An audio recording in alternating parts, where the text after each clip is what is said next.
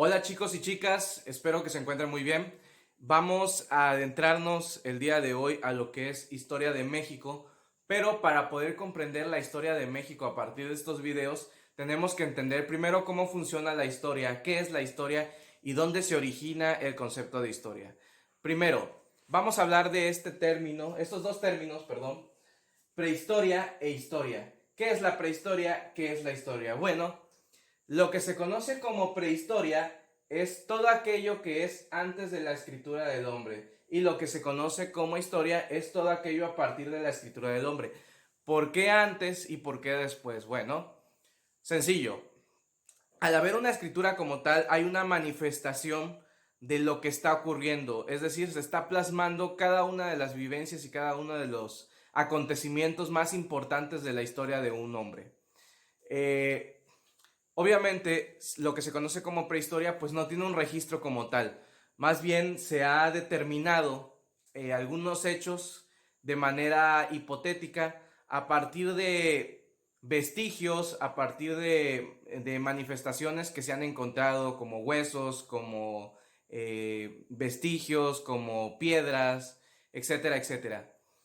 A partir de que el hombre se empieza a manifestar a través de la escritura, y dices escritura a partir de las pinturas rupestres, pues se puede determinar cómo era la vida de estos habitantes de la tierra cuando empezaron a manifestarse.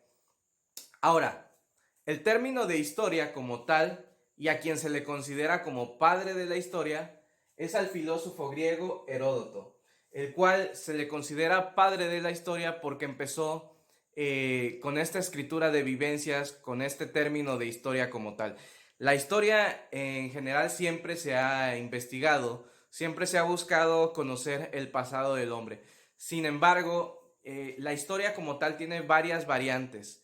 ¿A qué me refiero con variantes? Existen posturas filosóficas y sobre todo sociales que varían un poquito el concepto de lo que es historia. Nosotros estamos acostumbrados a conocer la historia de una manera positivista. ¿A qué se refiere con esto? Bueno, entendemos el concepto de historia como todos aquellos acontecimientos pasados del hombre.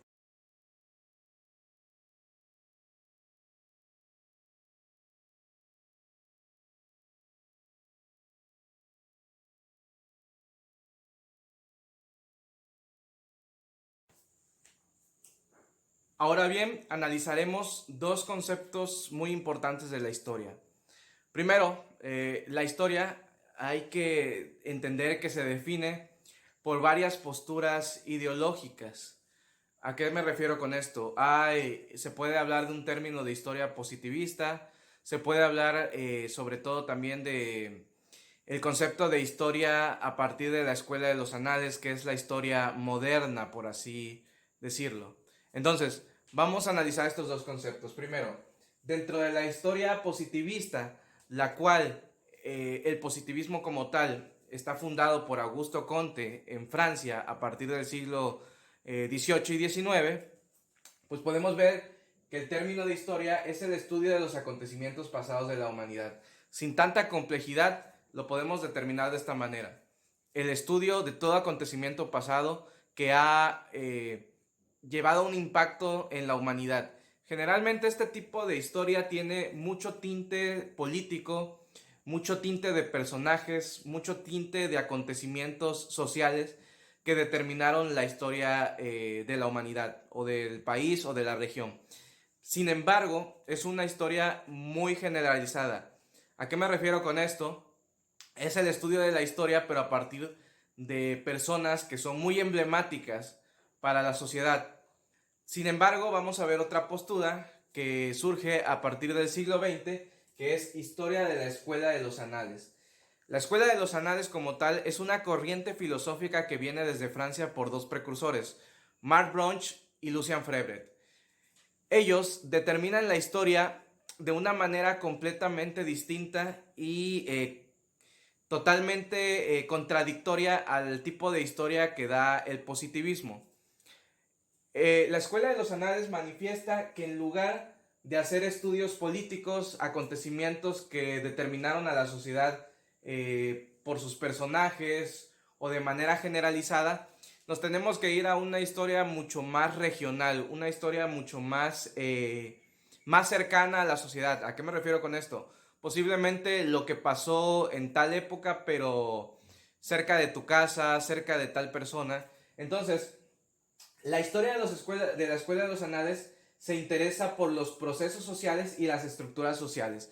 Es decir, dentro de un marco de la sociedad, ¿cuáles son las estructuras que hay? Podemos hablar de economía, podemos hablar de escuelas, de educación, podemos hablar de sociedad. Bueno, si nos abocamos solamente a las guerras, a los tratados y a los acuerdos, estamos hablando de una historia muy generalizada.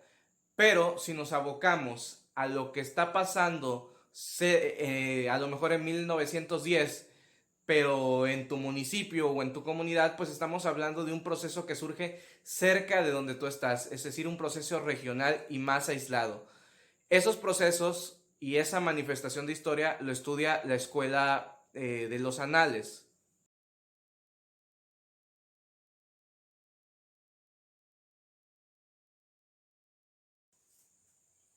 Ok, chicos, lo siguiente es muy importante. Seguramente en algún libro de historia o de sociales te ha tocado ver, no sé, este término que dice y se suscitó en la segunda mitad del siglo XV. Eh, la Revolución Francesa se da a finales del siglo XVIII. Bueno, algo muy importante que tenemos que hacer en historia y que debemos de conocer en historia es cómo se leen los siglos. La gran mayoría de las personas pues no sabe todavía cómo se puede leer esto o de qué manera leerlo. Bueno, se los voy a explicar de esta manera. Primero, vamos a marcar el año cero, que en realidad no existe el año cero, porque a partir del primer minuto del siguiente año ya se considera como siglo primero o siglo uno. Entonces, lo vamos a clasificar de esta manera. Antes de Cristo o antes de nuestra era y después de Cristo o después de nuestra era. A partir del día 1 de enero del año 1, entonces empieza a contar los primeros 365 días del año 1. Antes de eso, y a la inversa, se empiezan a contar los 365 días, pero hacia atrás, porque esta lectura de siglos es antes del año en que culmina, o el año en donde empiezan los siglos, ya después de nuestra era. Entonces, ¿de qué año a qué año iría el primer siglo? Bueno, empezaría del primer día, incluso podríamos decir que hasta del primer segundo o primer minuto del año 1. Pasan 365 días, termina de concluir el año 1 y del año 1 hasta el año 100 se considera como siglo primero o siglo 1. Pasando el año 100 al primer minuto, primer segundo del año 101, ya se empieza a considerar el siglo 2 y va del año 101 al 200 como el siglo 2. Es decir, los primeros 365 días del año después del año 100 empiezan a contar el año 101 al año 200. Cuando contamos los siglos antes de nuestra era o antes de Cristo, va a la inversa. Si empezamos con el año 1, pues vamos a ir con el año 1 hasta atrás. ¿Por qué? Porque la lectura de siglos viene de los años de atrás hacia adelante. Es decir, del año 200 al año 101 se consideraría como el siglo 2. Del 100 o terminando el 101 exactamente en el año que termina, empezaría el siglo 100 hasta, del año 100 hasta el año 1. Entonces, esta línea donde se marca el cero realmente no existe porque pasando de un segundo a otro, ya estamos pasando de un siglo a otro. Es decir, de un siglo antes de Cristo a un siglo después de Cristo. ¿Cómo podemos entender esto para que sea mucho más fácil? Bueno, supongamos que tú tienes 17 años y cumples años el 28 de mayo. Desde que naciste un 28 de mayo, estás corriendo tu primer año de vida hasta el 28 de mayo del siguiente año.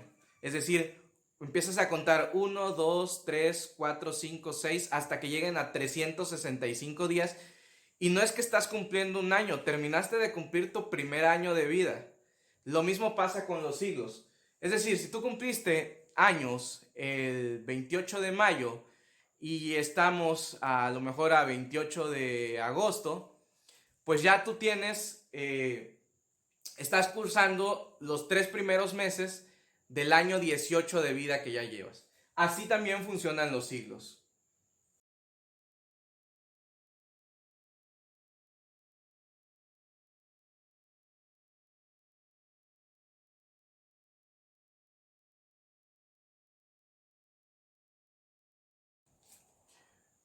Ahora, chicos y chicas, vamos a ver a partir de ciertos ejemplos que les puse, de 4 ejemplos en específico, una fecha antes de Cristo y 3 después de Cristo, de acontecimientos o fechas más bien importantes en la historia de la humanidad y sobre todo, más en concreto, en la historia de México.